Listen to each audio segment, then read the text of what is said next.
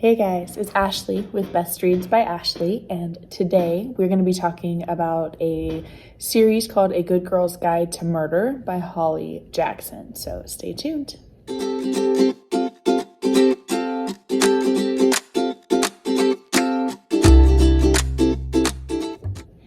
Hey everyone, this is Ashley. We are going to be talking about this series. It is A Good Girl's Guide to Murder by Holly Jackson. This is a series that is for young adults, but I love young adult books. I never think you're too old for those.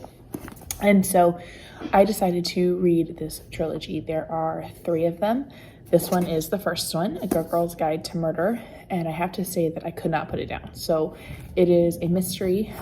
Pip, who is the main character, is trying to solve a murder mystery that she believes someone was wrongly accused and was actually murdered.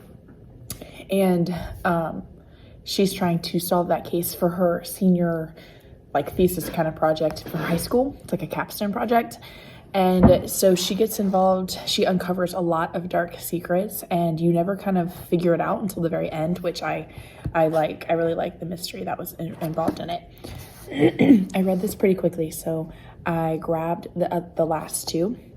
The second one is Good Girl, Bad Blood. I don't have that book on me. I read it on my Kindle, but it was just as good. The first book really ties into the second book with the murders and the suspects, and it's kind of cool to watch it all kind of intertwine. I love how Holly Jackson wrote that, and it kept you at the edge of your seat and connected the 2 stories as well. And then the third book, As Good as Dead,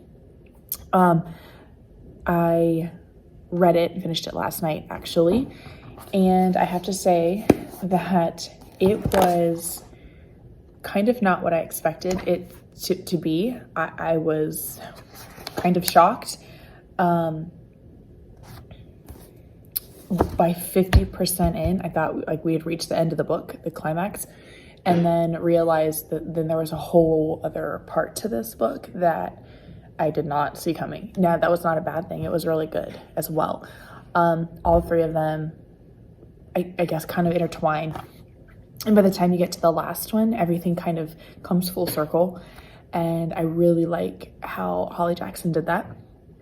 There were parts of the last one that I wanted to kind of throw my phone that I was reading my book on.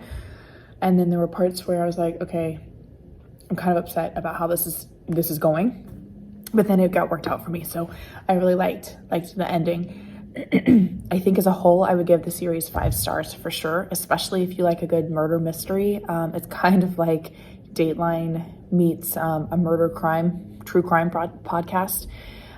It's very upbeat. I think it's very relevant for kids nowadays because it is, it's set in today's world.